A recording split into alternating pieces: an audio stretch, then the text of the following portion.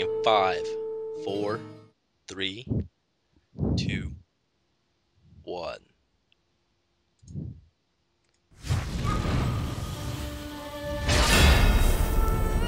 Got a nice logo here. Dan had something interesting to say about that. Oh, I just nerdgasm. Dang it. No, I was just, I mentioned earlier when we were talking that in the logo, they're really kind of highlighting some of the themes that we can expect to see in the story. They're pushing the whole balance between hell and hell thing, or heaven and hell. Light on the top, dark on the bottom. And us in the middle. And Hunter kicking some ass. I love that Dudes trap getting skill. Big dudes with the spikes all over them, like the 3-head, the unburied. Yeah, that's what. Yeah, unburied. Those guys are rad. Finally, Ooh, thing to note here. See this floating ghost with their head in her hand? She comes. You find out how she loses her head later in the video. No spoilers though. I thought that was funny. Like the first couple of times I was booking through it, like you go into that room and there's a chest in there, and I was just kind of ignoring her. And then like my 5th time through, I was like, holy, she's holding her head in her hand. Nice. That's awesome. Now, something to note, I guess at this point they don't have line of sight implemented, or it's just that these doors are see-through. I know there was some concern about whether or not we'd be able to see through walls, but later in the video there are some solid places where it's very obvious you can't see things that are on the other side of doors or walls. Yes, that's very true. And you can see a little quest guy circling right there. Yep. The green corpse. Skeleton. I guess this quest you gotta free her townspeople Soldiers or whatever. Yeah. You just go click on the corpse and I'm free at last. For anyone who doesn't know what's going on in this quest line, you are what I would assume in King Leorick's area. Yep. Yeah. Absolutely. So I would guess this ends in you fighting King Leorick. Nope. Nope. Alright, I'm wrong then. Cool. Good talk. Yeah, well, I mean, I don't know, maybe after this demo, but in this little demo, no. And you see a mini boss right here, correct? Yes. I guess, well, in the 2008 demo, you fought King Leorick. So probably, actually. Now, Ken, do you remember this guy's name? Because I love this little intro thing that he's got. Am I alone here? Let's just pause. Yeah. Pause at 3 seconds. 3, 2, 1, pause. I don't. He was like Gatekeeper, I think it was called. Gatekeeper. Giant skeleton with Warden, yeah, something like that. giant He just spikes. has the key to the next area. Oh. Let's take Any a look reason- at the ambiance here.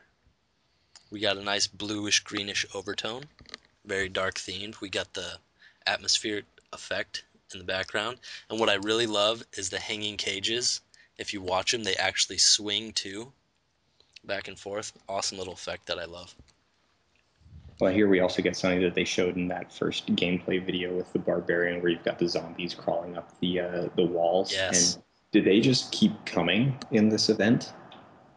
No, they do eventually stop, and you get like a huge bonus for murdering everything because it's a huge chain. It was awesome. Any thoughts as to why this boss's head is in a little cage of its own? Yeah, a little torture device type thing. Got some Rammstein stuff going on. He's got his own little Iron Maiden. He's into that kind of stuff. Well, I He suspect appears it's to be. probably because, you know, I mean, as King Leorick was going mad, even those who were closest to him, he began to distrust and, you know, torture and kill until eventually they had to go after him and lock him in the crypts. Right. After all, he was killed by his own personal guards in the end. I like that multi-shot. It's a big change from the last one. Where, you know, in Diablo 2, the multi-shot was, they were pretty much linear in a line right next to each other. This one, they're kind of scattered all over the place.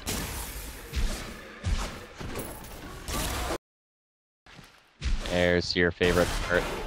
Moment of silence, please. I'm going to turn up the audio. My lord, the prisoner is ready, as you requested.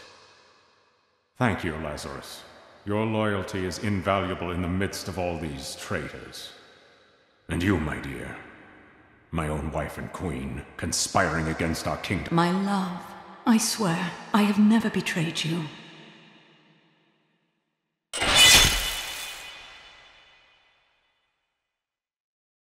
Lies. Until the very end. Wow. Wow. It's M-rated. Oh man. That's why it's M-rated right there. That was delicious. Oh, it was so good. So good. I can't even describe how amazing that was. The first time I saw that, I was like, are you kidding me right now? This is one of the most genius things I've ever seen. You know, it keeps you in the video game while you're watching like a little cutscene. And in a way, it's more personal than just watching a video because it's in the game environment. So it doesn't drag you away to, you know, a high-res screen of pre-rendered video. That's in-game stuff right there. So it like keeps you in the action. And I really dig that. Crazy BS, just to address something someone's saying in there. Psychological stuff does qualify as M-rated. Just so you know, if they have really messed up stuff, psychological stuff, you get an M rating. That's called mature Absolutely. content.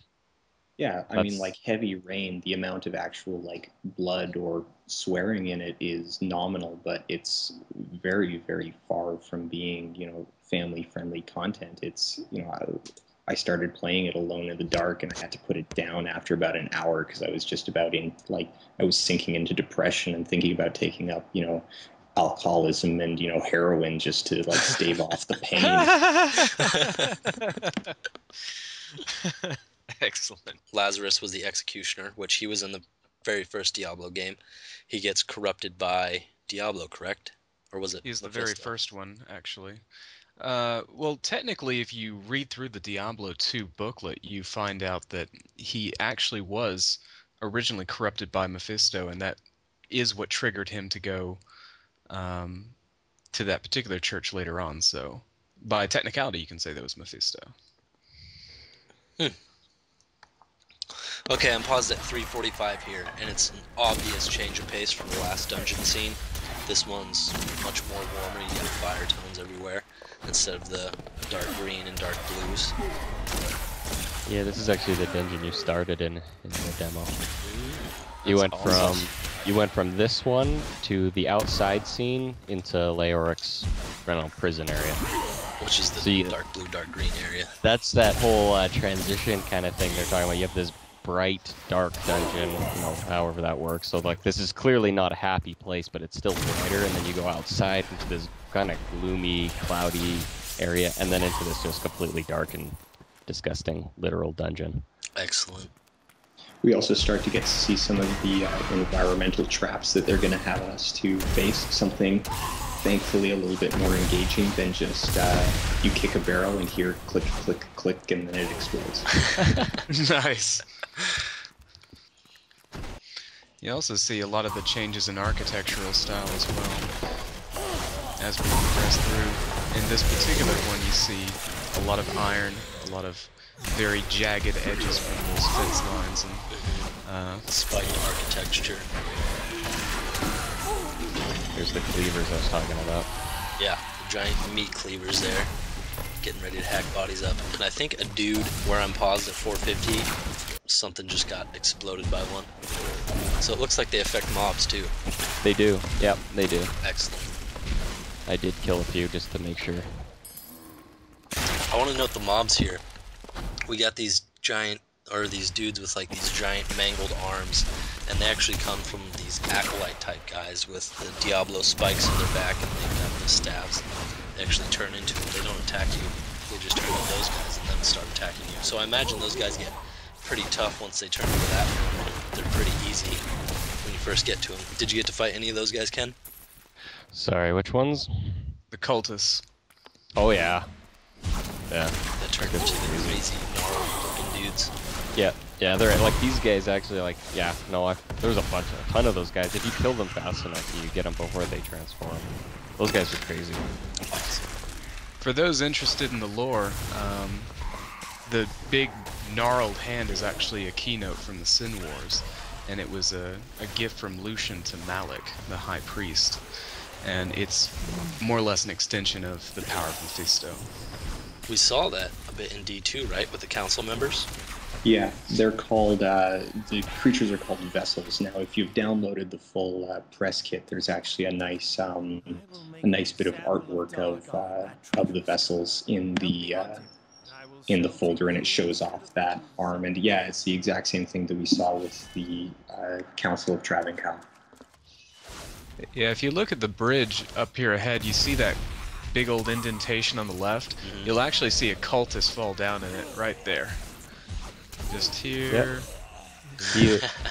He's getting nudged. He's getting. Oh, there he goes. 3D environments rock. The cool thing about that quest guy is he'll actually kill guys. Ooh, look at that armor that dropped. He's mostly useless, but he'll still actually kill guys. So you don't have to like sit next, and he can take a beating too. So you don't have to like, sit next to him and baby him. Maybe on hell. Yeah, definitely not on normal. That's what I noticed kind of watching this. He doesn't seem too useful, but at least he's not, you know, made of paper mache. He took one of the cultists out by himself in one of the playthroughs I did. I was proud of him. I called him Jimmy. Ooh, these guys are dope. These 3 guys, the hardest one I had was when they had that link ability. So all 3 of them, they had the shared health pool. It took forever to kill them. Man. It was rude. See, now they've got some great animation. This where this guy, like they'll get their maces stuck in the ground and they've got to yank them back out. I think they even had the extra fast as well, so they were just like booking it everywhere, smashing me. It was kind of rough. I still won because I'm pro, but a lesser man would have died. Now, one of the things that I do worry about, and I hope that as they go and do a couple more passes on the art, we'll see this changing. But as we're watching through, particularly this area, you've got a lot of nicely colored monsters. You can tell the difference between them, but all of the players are just kind of this gray.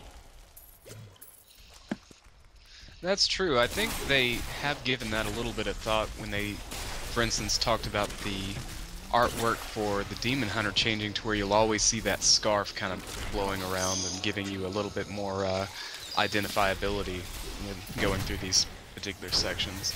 I don't know what they'll have in store for the rest of them. Maybe we'll see, you know, the witch doctors with the tentacle armor. That would be pretty noticeable, I would think. Yeah, but, definitely.